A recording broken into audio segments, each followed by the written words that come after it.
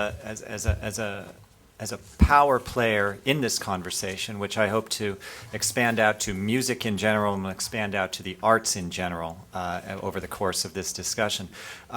Firstly, let me just say, Aaron, is incredibly, it's an honor to have you with us. Aaron and I have had many dealings over the last years, some in the trenches, in school, as it were, some in theory. First time we met was at Aspen Ideas Festival in a conversation about education. And now I'm privileged to serve on the board of Sphinx. Again, a singular honor to do this work with you. So it's really wonderful to have you here with us. Thank you. Oh, it's fantastic to be here. So I'm really just honored to be able to participate in this conversation, which is a critically important conversation to be having. So thank you. It has clearly been your overriding mission, having this conversation and furthering diversity in music and the arts over the last, how many years, would you say? And, I mean, when did it go from just simply wanting to be a player, because you began as a violin player, to this overriding mission? Well, it's an interesting question, because I think there's the formal answer but then the personal answer. And the personal answer is since I was 5 years old, because as a young musician growing up with big afro, as you saw, playing the violin and being perceived by people in our society as African American, even though I'm biracial, I've been working in diversity in the arts since that point. I had tremendous challenges when I was playing in the Harrisburg Youth Symphony, and I was concert master, and at that time was the only African American. And the interactions that I had to address with other members of the orchestra were character building. And so from a very young age, I was faced with not only kind of some overt things, but in some ways more poignant for me, a sense that people had that I was distancing myself from my own cultural heritage, the African American side, by being a violinist. That somehow that was not black, that was something white to do. And I just couldn't reconcile that. And for a young child to kind of be even trying to process feedback like that was, in many ways, where I see myself personally delving into these issues of diversity in the arts. And then professionally, really when I was at the University of Michigan and working on my degrees, that I really first began to formally think about why was I, in so many instances, the only African American or one of less than a handful. Whether it was in New York at the 92nd Street Y, or whether it was at Peabody Prep in Baltimore, or whether it was at the Interlochen Arts Academy, or initially Penn State and then the University of Michigan. And my personality is such, it was kind of like, you can't really complain about something unless you're going to do something about it. And so that's when the initial kind of idea came about. So what you're saying is that it was always in the DNA of what you were doing. It simply was, from the first moment you became interested in playing an instrument, it was a part of your thought processes, not by choice. It just was the way it was. Yeah, I have basically had no choice but to do this work that I do. It's definitely been just my life's work. Interesting. It seems that that's what success comes from. In a sense, that's what leadership comes from, when it is simply unavoidable. But much of this conversation could be framed. There was a statistic up there about, it used to be 1.5% in classical orchestras. Now it's 4%, which is an improvement. But one would probably also go, oh my God, really? Where are we? And you can look at it as a what's wrong, but you can also look at it as a what if, in kind of a design theory way, but let's start with the improvements that might be possible, I suppose, from a music point of view. You and I were talking outside a little bit about simple things. It's like the makeup of orchestras, and you mentioned to me yesterday the New York Philharmonic had. Why don't you tell us the background on participation by the African American community in the major orchestras? And it is true, we have been able to increase the representation in orchestras, but where it is today is of course woefully short still. The New York Philharmonic actually back in the 1960s really made history when they hired Sanford Allen, who was not only their first African American, but the first full-time African American member of a major American orchestra. But today there are no African American members in the New York Philharmonic. And so the reality, the anecdotes behind that 4% of blacks and Latinos combined means that there are many orchestras with absolutely no African Americans or Latinos. And we can kind of talk more about how that affects, I think, not only the orchestra, but its relationship to its community. But one of the things as I was just sitting and kind of looking out at the room here, is, and again, because I think visualization is always helps to kind of get a sense of things, but at least in just a quick purview, my sense is there's probably at least 3 to 4 times the diversity in this room than there exists in any major orchestra in the country. And when you think about that as a percentage, do you I'm sure you've wrestled with, is it simply to make a goal sometimes to say, I would like to see X percentage? Or do you actually relate it to community? I mean, I think that there's, on the film, Afa, who we should introduce, the artistic director of Sphinx, mentioned the relevance to one's community and what the community puts into it and gets back as being a cycle of sorts. So when you start to deal in percentages, that becomes kind of questionable, I think. And yet, obviously, you probably have said to yourself, I would like to get to X percent. Has that happened? We don't have a percentage mark, and in our discussions and our collaborations with orchestras, that's really not our goal. Our goal is to change the approach that they have to not just the hiring in terms of on stage, but especially the staffing of orchestras. And Alpha would probably be able to speak to those things. I was just going to mention one thing about orchestras, and that is that we don't have kind of a barometer, but we do look at the ongoing statistics, just so we have some level of measurement to look at.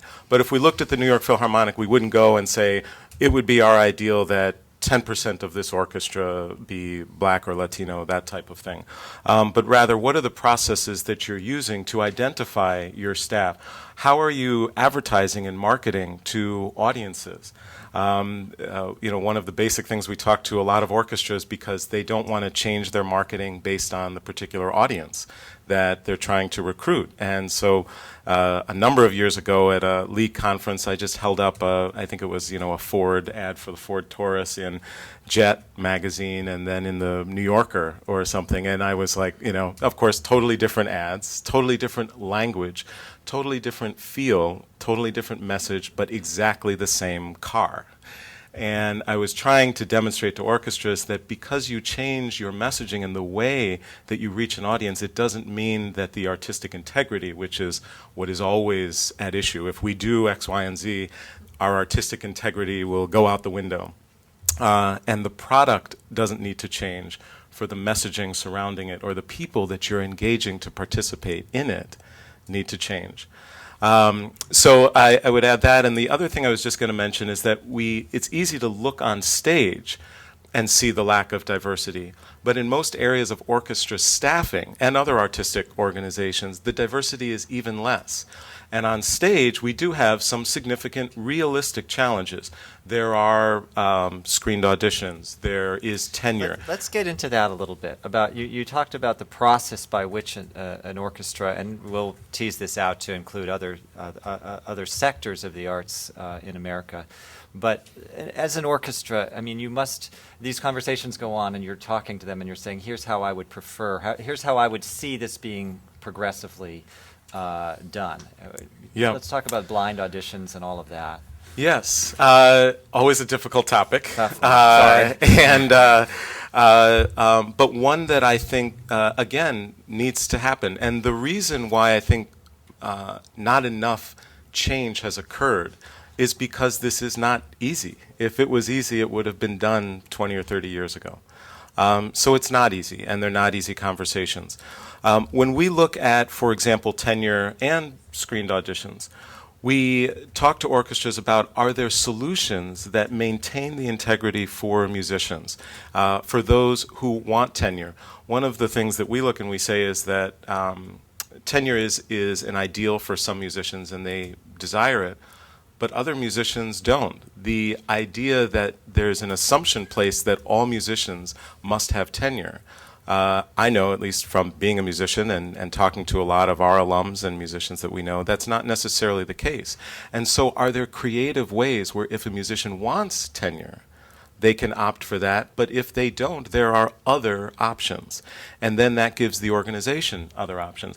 So and that's just one small example, but there's a host of different ideas that could be brought to bear. Screened auditions are another tough one. Of course, they were put into place because there was terrible nepotism, and in some ways that was even worse. And of course, there was gender inequity in orchestras. And screened auditions had a huge impact on gender equity. Yeah, I should say when we unpack diversity as a term, we have been dealing over many years with gender diversity, racial diversity, sexual orientation diversity, all kinds of things that might be perceived as narrowing the potential pool of participation. So I'm sorry, but continue about. Yeah, no, absolutely, and so it has had an impact in that area. It has not, of course, had the racial or cultural background impact that we would have liked for it to have. And one of the things that we share with orchestras is that we think that more than that 10 to 15 minute literally blind snapshot is important information to have when you are bringing a new musician into your artistic ensemble to play on stage. That if it was going to be an orchestra that performed behind a screen, if it was going to be, that kind of perfection that you get from the audiophiles experience, if I want to hear a perfect, Beethoven symphony, I will stay at home and listen with surround sound and not have someone next to me coughing and not have someone else rustling their pages or, various things. But I go for that live experience. I go because there is a personal interaction that I feel with the musicians on stage as they convey their craft and their art, and I experience that. And we believe that more information than a blind audio 10 to 15 minute snapshot of that musician is of value to the orchestra as an ensemble. And again, I think, because this also goes, is that not just those on stage, but those behind the scenes. So when you have less than half of 1% of orchestra executive directors being African American, or 0% of artistic administrators being African American or Latino, it affects the institution's ability to engage with its community. Those operations are critically important, and the lack of diversity there is equally important as the lack of diversity on stage. I think that speaks to to the larger issue as far as what it means to be an artist or a musician today, and how that person will fit into society. We've been developing, as you know, the idea of citizen artistry, about how artists contribute as citizens and how citizens can relate in their own lives to the arts in productive ways that address issues that face society, whether it's education or economic development. There's a host of ways that the arts can be of service. But if the arts are cordoning themselves off and not looking at that larger picture, it seems to me that this intercession into what it means, to hire an artist or an arts administrator actually speaks to that. I could tell that you were itching to press your button. Sure, I think part of, even outside of orchestras, but other arts organizations, ballet companies, music schools, conservatories, I think part of the challenge and the opportunity that we're facing right now is the issue of relevance. And I think what orchestras are definitely experiencing, as well as music schools and other artistic organizations, is that they're facing the issue of how do we remain relevant to our ever-changing society and the diversity that's inherent in most of our, especially metropolitan centers where the population is becoming majority-minority. And of course, our live audiences are dwindling, etc. So a lot of arts organizations are looking at the issue of relevance. Back in the early 1970s, there was an issue of relevance that related to gender. There's the advent of screened auditions that's made a big difference now in more fair representation of women in orchestras. However, it hasn't had an effect on cultural diversity, and that's where we're looking right now at the fact that there's the opportunity for orchestras as complex organisms really kind of reinventing themselves and becoming more relevant to the community. And as Aaron was saying, there's the membership on stage, then there's the membership backstage and the administration and a board, etc. So at the moment, it is so part of the struggle is there is that monicum of excellence, and it's important to remain an excellent organization artistically, but then if we're no longer relevant, then it's an issue of becoming extinct. So I think what we're looking at, this wonderful opportunity of now developing orchestral musicians and members of orchestras in general and other artistic organizations who are also community citizens. So I think, therefore, for us to really be successful, we have to really look at processes and no longer, I mean, arguably, no longer a screened audition is an appropriate way to use that as a mechanism to be successful. So I think some orchestras are definitely, and it's really complicated because there's so much history involved with that. There's players' committees, et cetera, and it's very difficult to just break the rules and reinvent everything. However, I think many orchestras are making some real effort in how they develop their musicians and how contracts are being composed and what musicians do outside of playing on stage 100 times a year. It's think such a hot button issue that we've seen certainly in your home city in Detroit, Absolutely. Which was the subject of a massive negotiation, and a big part of that was what it means to be a musician. And I was interested when Aaron, you mentioned, the tenure, the idea of tenure itself.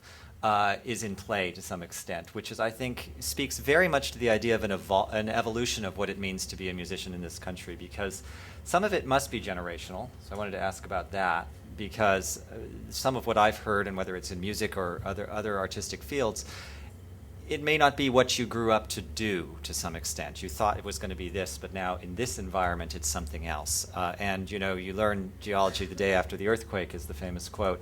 And in Detroit, there's simply a question of survival. Sure. How are we going to be relevant? Otherwise, we may not exist this time next year, if not next week. But is it a generational issue? And I mean, if so, in some ways, obviously, you're putting the education systems that you're raising a whole new generation. And certainly, Yo-Yo in his work and some of the things that I've been doing, we look for those opportunities to create this new type of artist.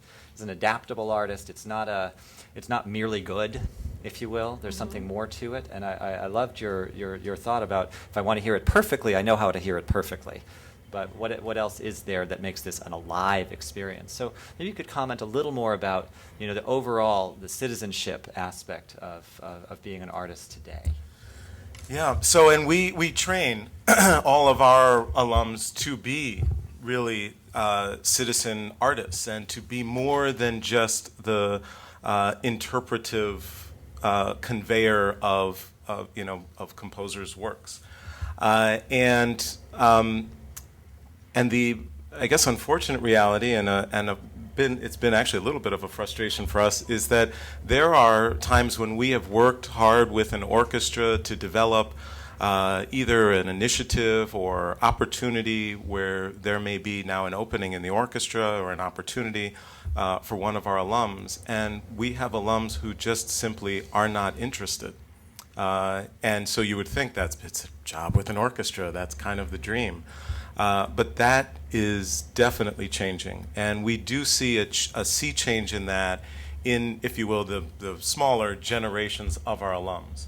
And those who are younger are far more accepting and understanding and desiring of a career that involves a host of different ways to make music.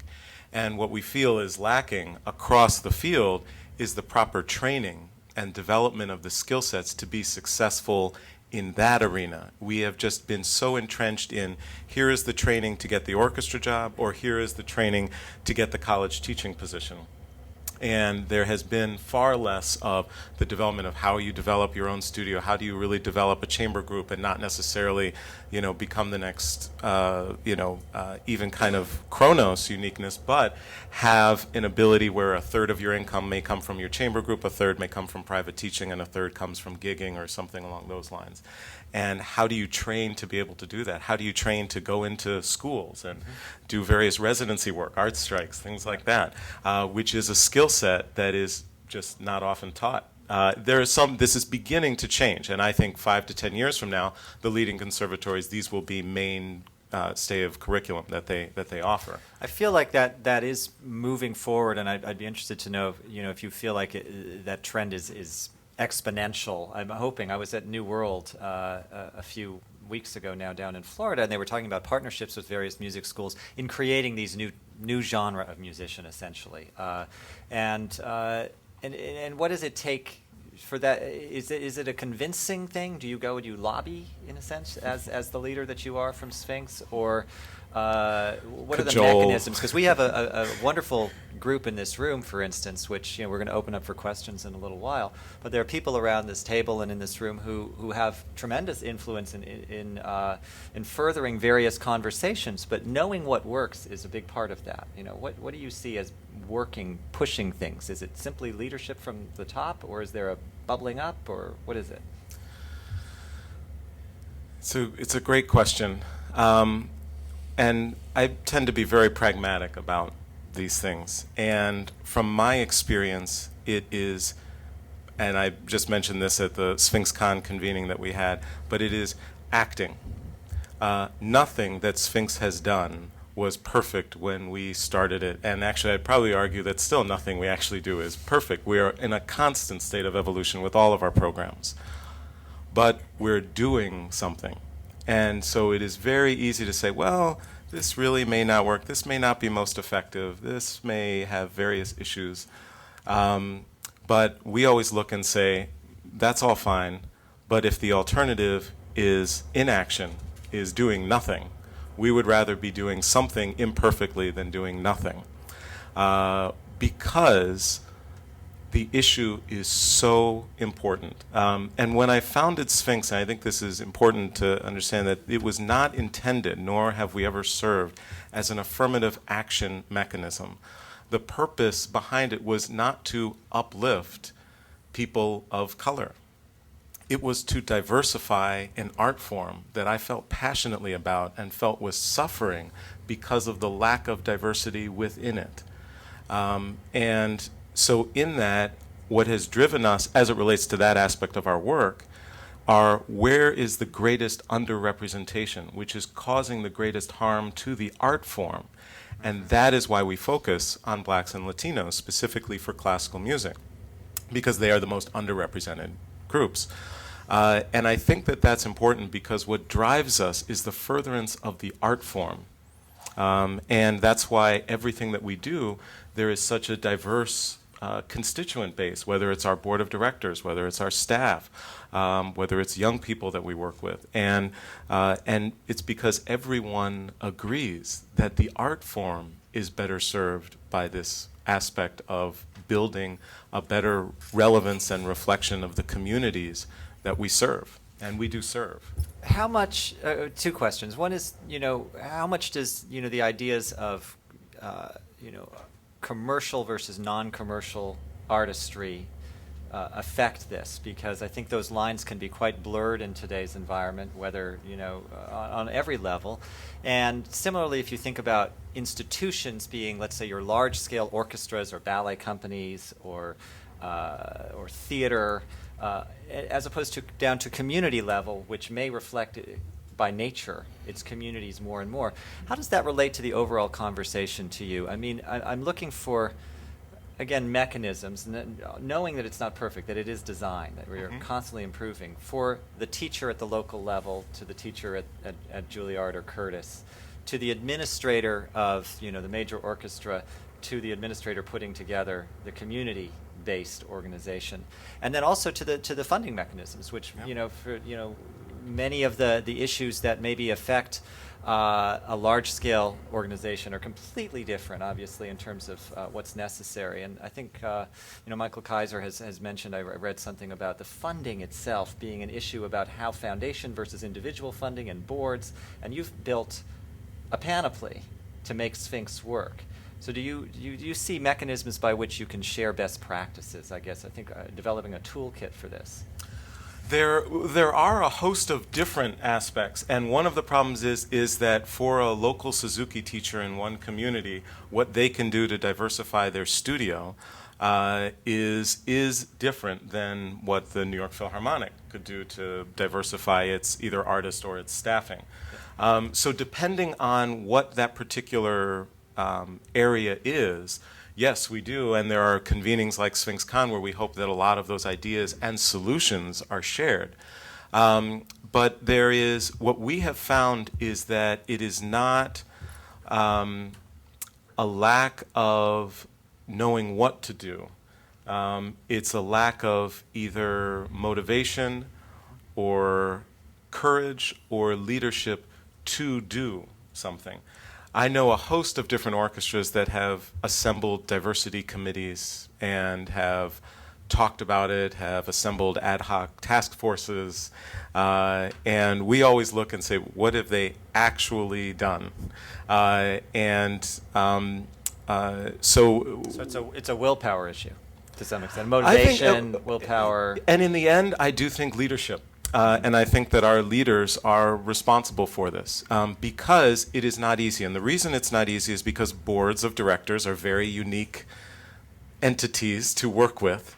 And staff, especially in large institutions, entrenched staff, can be very difficult to move, as in moving kind of a major ocean liner. And what it requires is a strong leader who can do that in an effective way and bring those different constituent groups together, including local public opinion and or opinion makers and local media, so that it can be done in a thoughtful way, but that actually does bring about that particular result. So, for example, one of the things that I mentioned at the convening was, in football they just have this Rooney Rule, which most of you are probably aware of, where basically if they're hiring for a head coach or the general manager, they have to interview at least one candidate of color, and we can look at that for the various things that it means, but what it is it means that in our process of searching, we will at least consider, we will focus on the idea that there is an importance in having at least a diverse applicant pool of at least one. Orchestras have, of course, have now, or arts institutions have not even done that. We have and had for a while a program of commissioning. And we would commission works, and we brought together a group of orchestras to commission works by composers of color, because less than 1% of the works performed by American orchestras are by composers of color. And we were relatively successful with that, but we felt like these works were not being given continual life. And we thought, well, one of the things that might be helpful, and even though we like to stay away from these percentages, is we said, well, if we could potentially put together a program where there would be initially less than 5% of the works by any orchestra that they would perform over the entire year. So if they performed 100 total works in their season, 5 of those works would be by any composer of any color whatsoever. And we thought maybe we could just talk with some orchestras, and that might be something, because even though it is numerical, it is a sense that we're just saying that 5% of these works we think should be something other than just standard fare white composers. And there is not a single orchestra, formally, statistically, who's willing to make that level of a commitment. Really, and you've been trying. And it's just not going. We tend to be pretty persistent at feeling. Sphinx. Yeah. So, yeah. And it's not to say that that's the perfect solution. It's just a solution. And establishing a base of a sort. And from our perspective, with less than 1% of the works being performed by composers of color, I know, and Afa knows even better than I do as our artistic director, there is a wealth of incredible works out there that are not being heard because, for no other reason than they are not known.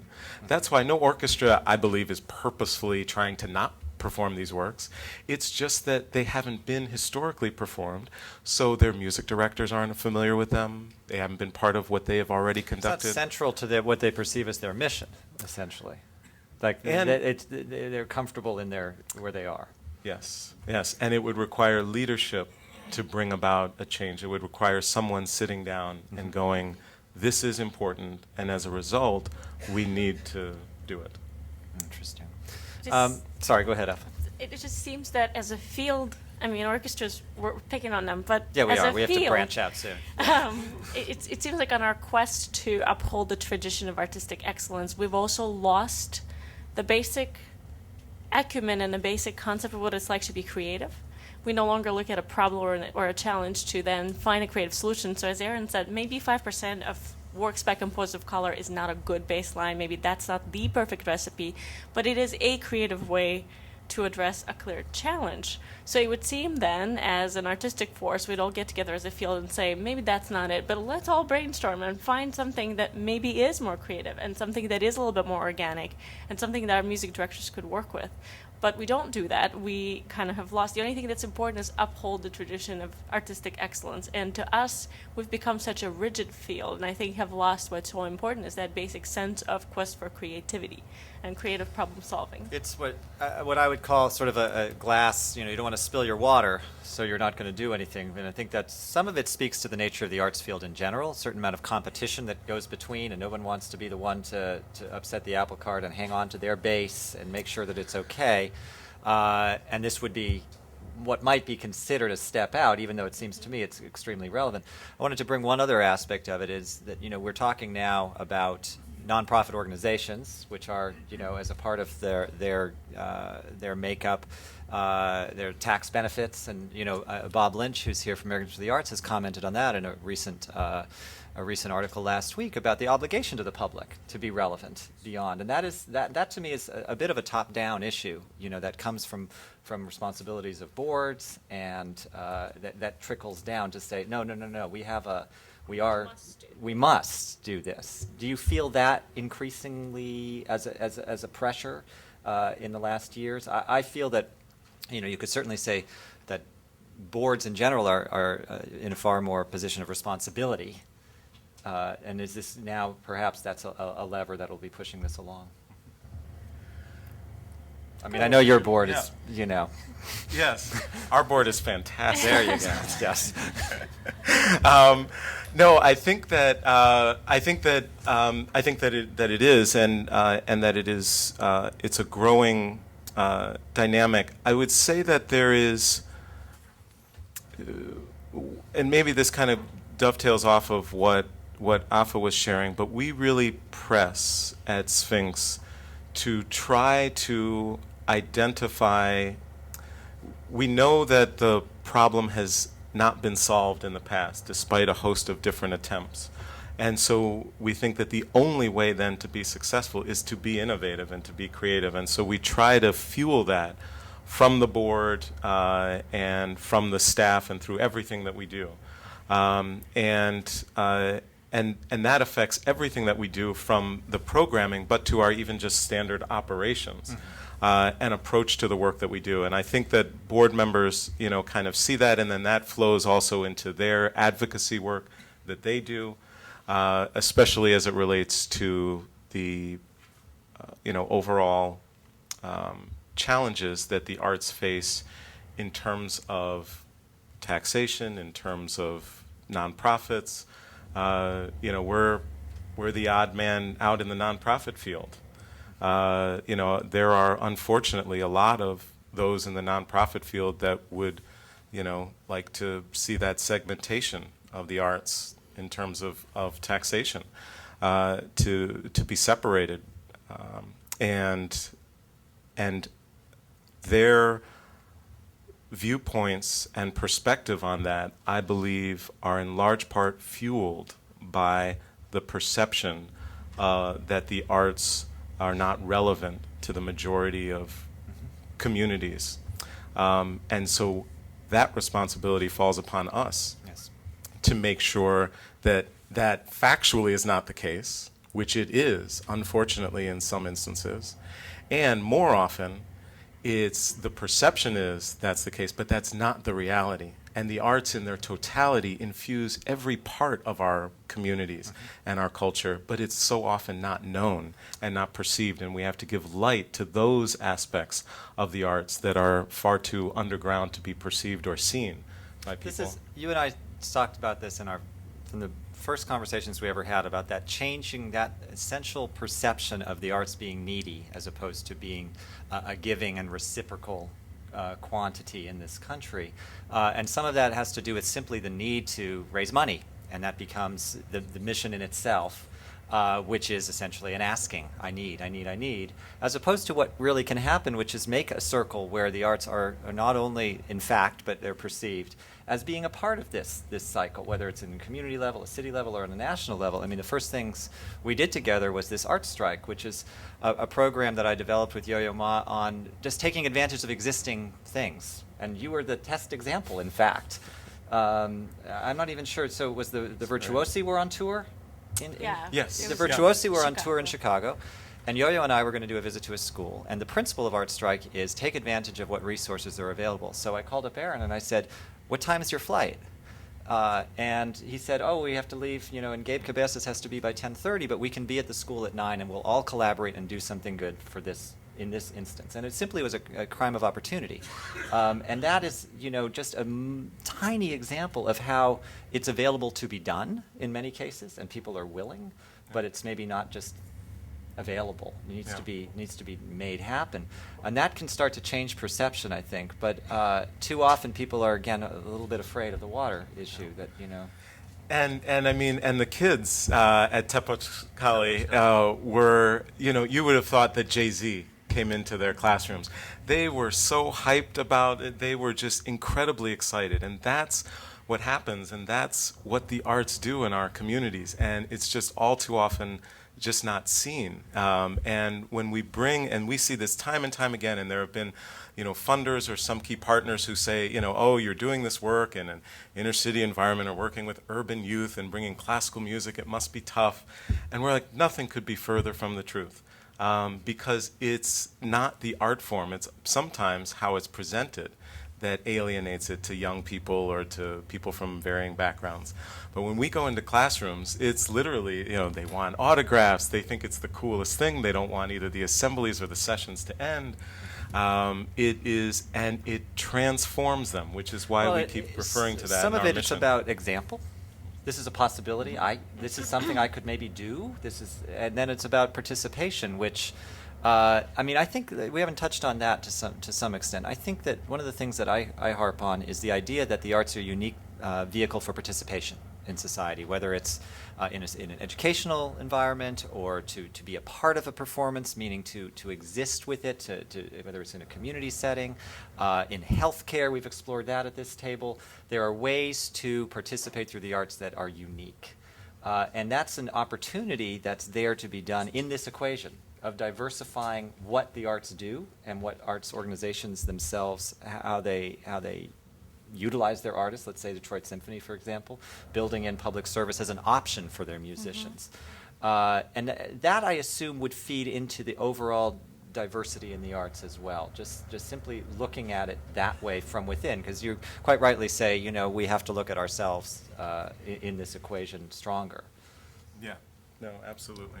And I think that, there are programs like, what the Detroit Symphony has been able to do, and most of you probably know they went through some significant challenges and a strike, and one of the outcomes was that they were able to initiate this new initiative. And one of the things we keep saying to all arts organizations is don't wait for the crisis to occur. Don't wait for the public to outcry about the lack of relevance. Don't wait for the funding to be cut. Because then the changes that you make are being made often under duress and are not necessarily the best changes. We know of a host of circumstances where there have been things that arts organizations have done because they're faced with a crisis relating to their relevance to their community. And those are rarely the best decisions, and they're rarely lasting or sustainable. And so we encourage the change to occur proactively rather than reactively. It seems that the issue that you brought up, Damian, the issue of relevance, also touches upon the issue of perception of the arts, but also the value that the arts have for the society. There is a growing attention, but not growing fast enough, I think, that's being given to the economic role and the economic impact of the arts as a whole, as a field, upon the society. And I think in an environment like ours, where budget cuts are an everyday happening, I think it's really also important for the leadership of the arts to take a look at what the economic impact of the arts is. Who do we employ? How does that change the health and the ecology of a city and a state and a village and the entire country?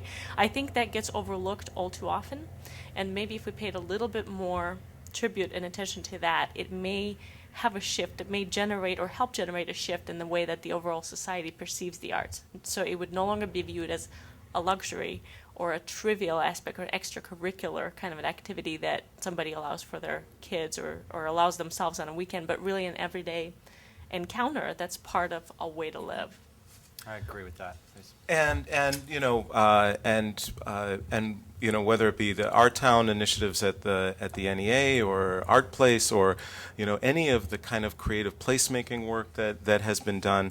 I mean, there's just there's study after study about the impact of arts. You obviously look at any thriving community, and the arts are a mainstay of that community. It's not possible to find thriving communities that lack the arts. So there's all of the data already that supports so much about the role that the arts play. But again, it is convincing policymakers, convincing political, private leadership about this importance, and that it's not just like, we're just saying, okay, here is, the Detroit Symphony, and this is its, economic dollar impact. But going deeper into that and imagining what would this city be like without an orchestra. We had to ask that with ourselves with some of the other cultural institutions in Detroit because, things are very challenging there. And so the community was asked, what would this community be without our Detroit Institute of the Arts? What would it be without the orchestra? What would we be without our zoo? And sometimes then when you share with people the lack of that key institution, they begin to get it. But Afa's right. The impact of the arts just ripples through, and I think that if there's additional data that we can have, that goes to, again, the frustration that I have felt with artistic partners, but also with some political leadership, is that the arts really are still not seen as the priority. And for arts institutions, I mentioned if there was a company, if General Motors in Detroit, and based in Detroit and was a Detroit, if you will, only company, and 3% of their customers were African American, there is absolutely nothing else that company would live and breathe except the African American community and why their product wasn't relevant to it until they fixed it. And so when we talk about that, we think that this should not just be one of a host of different priorities, but for certain arts institutions, it should be the top absolute priority that the organization is living and breathing throughout its entirety until they fix it. And in the same token, I think that there are certain communities where the political leadership, yes, there are some aspects, and well, the arts would be nice, let's do this, that will make this kind of street nice, let's have some arts on this one street.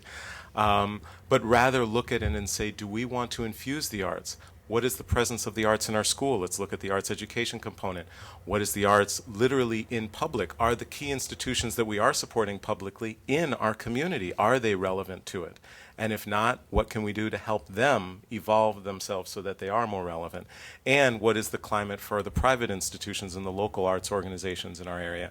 And I think if political leadership also made that a priority, knowing the economic impact that it will have, the quality of life impact it will have, and in the end, the impact it would have on their voters, I think that we'd be able to move the bar quicker and higher. I think that idea that you just outlined speaks to two sides. One is on the arts organizations themselves, that there's a gauntlet down to imagine what you could do. When the analogy to GM, you think, oh my God, this is not only they're saying in that hypothetical, this is a serious problem. This is the what's wrong. It's the what if. How far, we're going to just devote all of our thought to it. And I don't see arts organizations doing that as a primary goal. And I think that it would behoove them in a great many instances to say, we need to look at this at 2013 and what can we do? And the sky is the limit on it, and really focus on it. The other part of it, though, about government and political ability to lead is interesting in this sense. In the fall, we had a citizen artist convening in New York that some of the people here were at, and Bob Steele, the chair of the Aspen Institute, who's economic development in New York City, after listening to our discussion, said to me, "You know what this reminds me of?" He said, "This reminds me of how we used to talk about technology.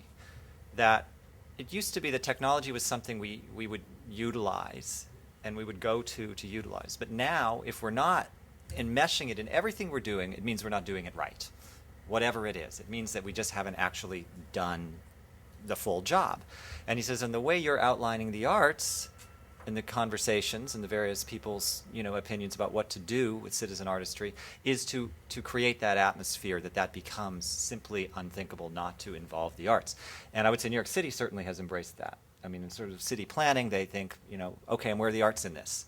It's not enough just to say, oh, we've got a great plan for something, and then say, okay, so where's the public art part of this, whether it's a neighborhood development or whatever it is, and that seems to be a goal to spread that idea that they are simply a solution as well as everything else. And so all of the inspiration and all of the things that we are talking about as far as needed for relevance to society, there's actually a whole component of use here that needs to be capitalized on.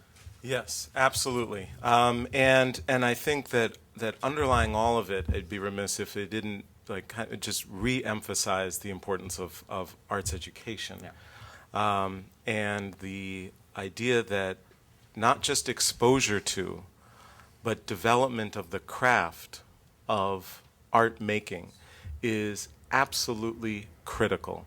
In Michigan, I was part of the task force that had developed the 1 credit requirement for arts, and so you're just involved in this very immersed process of intense arguments about what is ultimately something that obviously for me is woefully lacking. Even its success is woefully lacking, so that can be frustrating.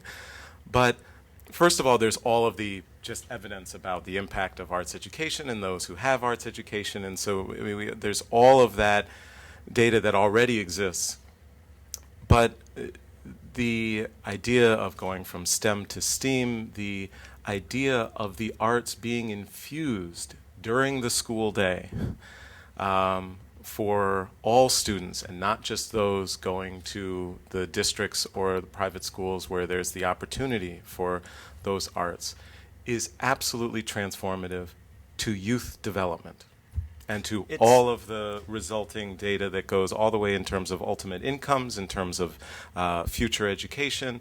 All of the key barometers are all affected by the arts beginning at a young age, infused in the everyday curriculum of students. Yeah, it is simply Exhibit A in what we were just talking about as far as making it enmeshed into it. I mean, arts education as a field, we had a discussion here last spring about the Turnaround Arts Initiative, which is part of the School Improvement Grant. So the Department of Education has given the President's Committee, of which I'm privileged to serve on, the opportunity to put the arts into certain schools that are meant to be turned around, some of the nation's lowest performing schools, including Savoy Elementary here in D.C., and to create the opportunity for the arts to be a part of that turnaround and to study it. Booz Allen is following this process over the next 2 years so that we can have quantifiable evidence as well as anecdotal, because, I mean, I've been to 4 out of the 8 opportunities, and I can tell you the anecdotal evidence is unbelievable. But we also recognize the need to quote unquote prove certain things. But as far as enmeshing, that is certainly Exhibit A, and it's a crisis. I mean, education is a crisis, and the arts are part of the solution.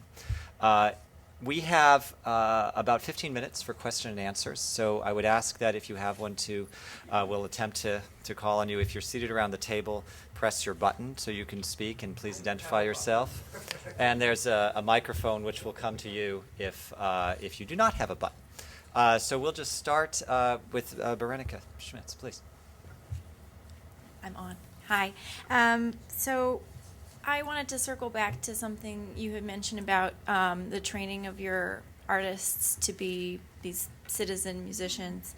I think, I guess my comment would be that, in fact, musicians at conservatories and quite frankly, performers in general, are really encouraged to actually not get a liberal arts education actively by their professors and by their, well, not professors, but by their mentors. The perception is that will stop your career more generally. It's something that you can go back to after you're finished, and or you can't really pursue both.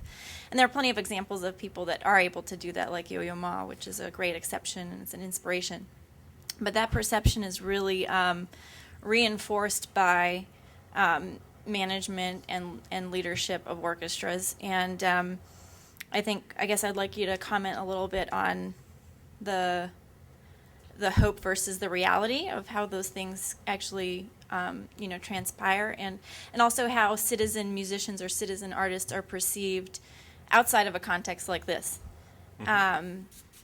Because there are certain pressures on them that exist, and I think it's important. I think that's kind of the root of it, because art in schools is one thing, but once they reach a conservatory level, the options become smaller and smaller and smaller in terms of what it is they can accomplish, and they're not actively seeking out liberal arts degrees or going to college or filling their minds. And obviously that's not for everyone, but for those those few that can, they're actively discouraged. Yeah, it can often be a very limiting, focused experience in terms of the training, especially for performance majors. I think that obviously, I think that deans of our music schools are responsible for this, and I think that reaching out to them, building a conversation with NASM, the National Association of Schools of Music, is at least a key starting point to be able to share this importance, and where potentially the evolution of the accreditation standards can be evolved to incorporate the necessity for this aspect of training. And in the end, that's really the only way that it's going to happen. But that will start by several key institutions beginning to do it, being able to see the effects of that, and then that will eventually bring about ultimate accreditation changes. But I think that's kind of one of the key parts. And it's interesting to note that there are a couple of conservatories that are beginning to do this. And some of them are very focused only on, say, for example, kind of arts entrepreneurialism, arts administration, kind of things like that. But there are others that are looking at just creating more well-rounded musicians who can bring more to their art form because of the breadth of education that they've received. So, but it's a very good point. Yeah, I think that there is a movement. The needle is moving when you look at organizations as important as the Chicago Symphony, for instance, which has a citizen musician program. So becoming a musician in the Chicago Symphony now, there is this as well. When you go and you think, I want to be in the Chicago Symphony, you think to yourself, oh, maybe I'll be a part of the Citizen Musician Initiative as well. Maybe that's a good thing to be a part of, and that becomes an aspiration which feeds its way into how you become a Chicago Symphony member, which feeds its way into the music schools. I think that some of the people that we've been having discussions with about this very topic, for instance, career services at Juilliard, that's a place to begin and say this is and there's a recognition that the definition of musician is clearly changing. because the definition of what it means to be an orchestra member is changing. And it may be a process, but it's one where if you get in the water, in the river, you're going to end up down it. And I think we're getting there now. And you mentioned the music schools that are participating, and that is absolutely true. And again, in partnership with New World, I think, which is a tremendous example of creating this new citizen musician, citizen artist mentality. Huge. But a lot to do. And it's The about work they're doing is phenomenal. It's very good. But I think that incentive is the answer to your question. It's like, okay, Chicago Symphony, that's an incentive. And we have to find these incentives to push this along before the crisis. Yeah. Okay, another question. Please. Microphone. Oh, you have. Being a musician and sort of a citizen diplomat, directing the Embassy series for the last 19 years, and we've featured 64 embassies. And all sorts of people that you would consider minorities have been performing. We have a wonderful black soprano that is coming from Trinidad Tobago this weekend. We had Bangladesh last week. We had the week before Sri Lanka.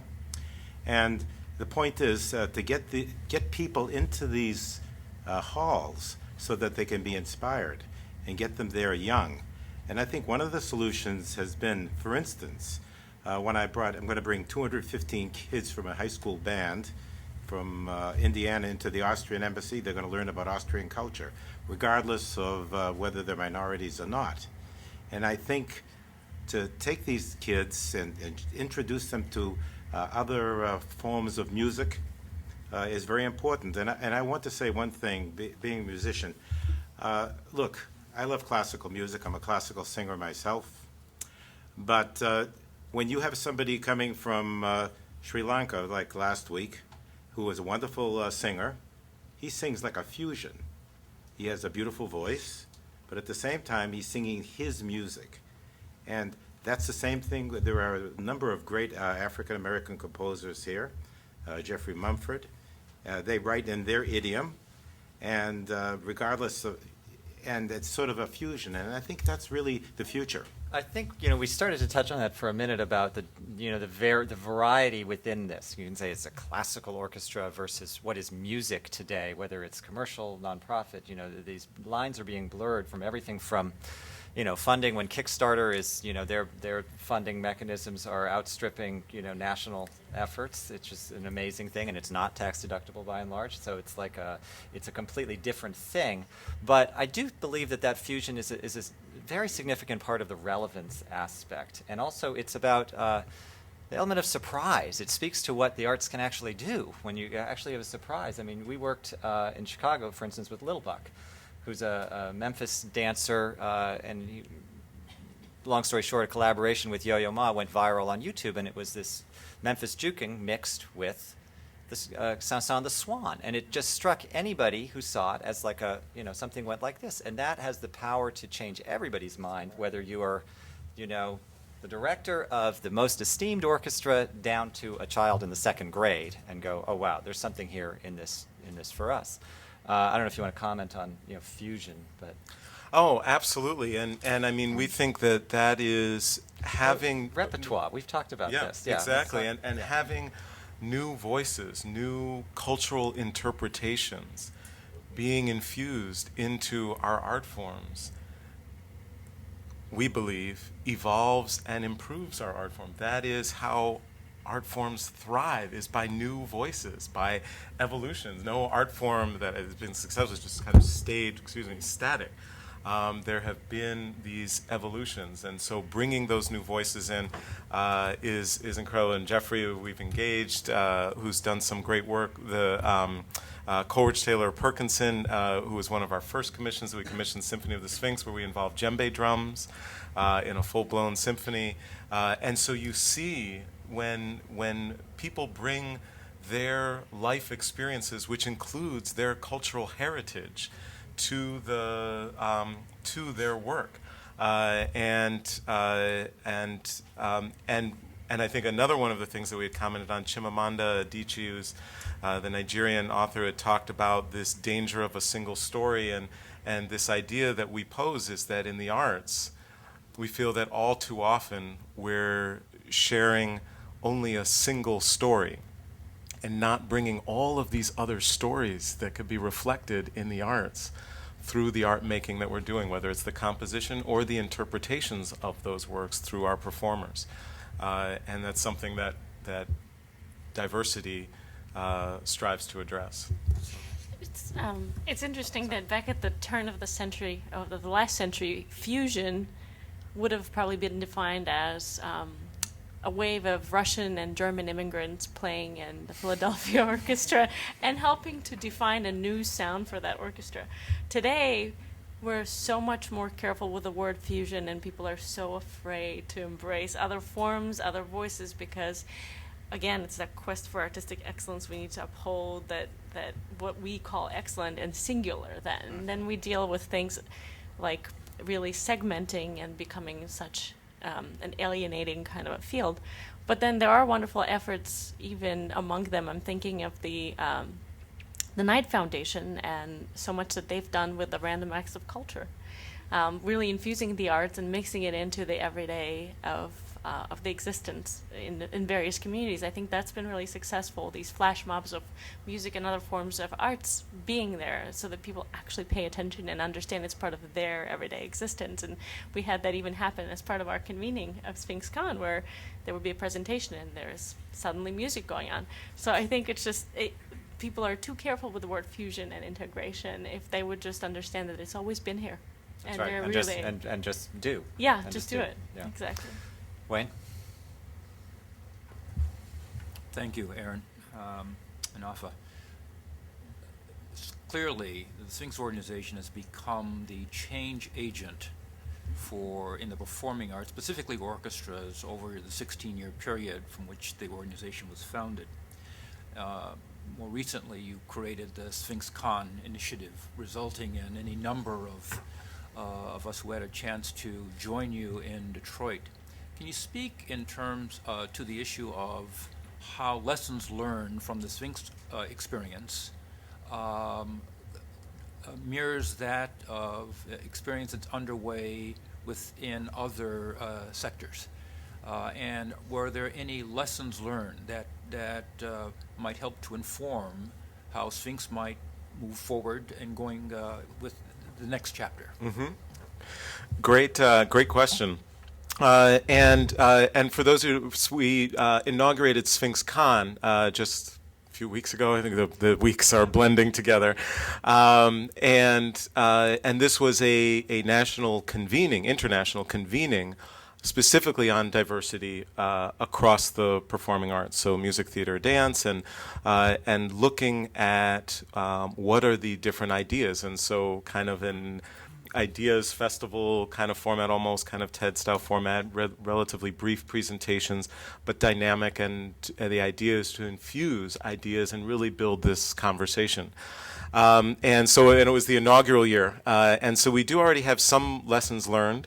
We've gotten some great feedback, and there were great ideas presented. But interestingly enough, and this goes to one of the things that you just raised earlier, Damian, that one of the biggest things that people wanted were actual solutions, and that just building the conversation wasn't enough. And so basically our kind of motto is Sphinx: when people talk, we tend to listen. And so we didn't want to have a theme to our convenings because we think themes can be limiting, but we are going to have a theme next year, and it's solutions. So it will be SphinxCon Solutions. And we are actually going to require every single speaker who speaks to have and offer a solution to whatever the idea is that they're bringing. And so that in the end we'll have, depending on our total number of speakers, 30 to 33 solutions to specific aspects. And so I think that's one of the key things that already came out, and hopefully I'm not ruining that kind of launch that's being planned for that. But I think it was really important, and also that it was very interesting that the other kind of key thing that came out was that everyone wanted to be able to engage more. We specifically set up a format where people would speak, and it was a rolling, constant battery, if you will, of speakers for 2.5 days. And we didn't have panels or panel discussions or really opportunities like this. But people could go and meet speakers afterwards and do that on an individual basis. And people definitely wanted to bring their own voice to others and have some type of further engagement. And so we're actually really looking into how do we balance a volume of ideas, which we want there because people feel like they're lacking ideas, but at the same time provide for further and deeper engagement between the people who are there. And so we're wrestling and we're thinking about that. But those are a couple of kind of the key things that came out of it. And overarching everything was a kind of unanimous sense that about time, so glad it's happening, this is so needed, and that it's imperative that it continue. I think that we'll definitely talk more about this, but that idea of the solutions about what can somebody actually go and do. I was at an event last week with Howard Gardner where there was a lot of talk about design theory and education, about imagining, about feeling what's needed, imagining it, prototyping it, doing it, and then sharing it in a rapid thing. And I think we could all benefit from that in terms of finding ways to actually put people to work to some extent. And we all, are eager for it. I think, that it speaks to the fact that people are eager for it. When given the opportunity, they will. We have time for one or two more. I think it's the gentleman over here. Just wait, hold on. There's a microphone coming. Thanks very much. I've noted and absorbed a few issues which are in need of solutions. Relevance of arts to the communities, arts as a medium to encourage community participation, and youth development. I was just anxious to bring to the table the possible solution that is offered by youth orchestras. I come from a part of the world originally, South America, where Venezuela doesn't do many things very well, but their community orchestras are a shining example to the world. And I find there's no better way of engaging youth as musicians than giving them a trumpet, an oboe, or a clarinet. And I'm a little bit disappointed because in the US there's been blurbs of press indicating that, Gustavo Dudamel is trying to do something in Los Angeles. But I haven't read the Booz Allen report about hard facts about this succeeding. And I wonder if it succeeded in an environment as difficult as Venezuela. Today, the first double bass of the Berlin Philharmonic is a kid from the slums of Caracas. What's happening in the US, and how can Sphinx or others bring youth orchestras to the fore as one of possible solutions? Thank you. Give you a quick answer on Youth Orchestra LA, which is Gustavo Dudamel's program through the LA Philharmonic, is doing remarkably well, actually. It's really taking root and doing very good work. But, it's an interesting point about other efforts mimicking El Sistema is about actually the level of direness of need that was addressed in Venezuela, meaning the choice between playing an instrument and being that, and what the alternative was, is quite different in this country. But you've been so active in putting instruments into the hands of children, as we watched on the film. Maybe is there a comment you have about the efficacy and what works in that environment? What makes it take root, I guess? Yeah, and Afa may have some additional points, but it's a great question, and obviously the El Sistema model is a phenomenal model and has been tremendously successful. And everyone, of course, refers to Dudamel and that impact here. Our work, we actually specifically don't kind of work to, if you will, develop or launch youth orchestras. Because similar to, for example, our orchestras, our Sphinx Symphony, our Sphinx Virtuosi, the Virtuosi is just a tour, and it's, if you will, a New World Symphony, if you will, of color, that just tours in the fall. And our Sphinx Symphony just gathers for that week during the competition because we don't want to develop a separate orchestra of color. We want to diversify the orchestras in existence, and the same with youth orchestras. So our programs in Detroit and Flint and other communities are designed to try to build that initial pool that can help diversify the Detroit Symphony's youth orchestra programs, those types of things. So we're trying to help create that feeder and that pool for those youth orchestra programs. On the El Sistema model, I'll just say just a very brief thing, and hopefully won't in trouble for it. We were actually part of there was an initial group that kind of helped to bring El Sistema through the New England Conservatory to develop both programs and to develop those who could lead these programs. So the Abreu Fellows program, which is still continuing. And actually, tomorrow we're honoring one of these fellows who's run a great program in Philadelphia, the El Sistema model in Philadelphia. So there are a series of these El Sistema programs that are going on in different cities. You may not often hear about them, but they are being worked on and are having varying degrees of success. The concern that I have is that oftentimes people will raise and say, we need an El Sistema model, and if we just do this, that'll just be fine and amazing. And I think it's very important that people actually really look in and understand the program and understand that it was not an arts program, this was a social program. And the depth of the resources to actually do an El Sistema model is not remotely realistic or feasible. To replicate El Sistema in Washington, D.C. would cost, hundreds of millions of dollars. So as we look at it, we think that the aspects of the program that build value for the young people, older students teaching younger students, things like that, the sense of community, the role that it plays in their lives, the repeated continuity of them practicing an art.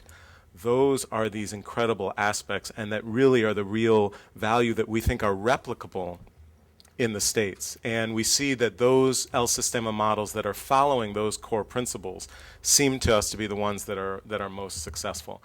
But I think that it's really important that people see that and understand the level of resources, and from that also glean how much resources it's going to take to really infuse the arts better in our society.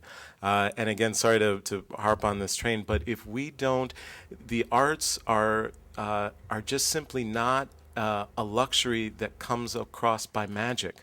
Artists need to be trained.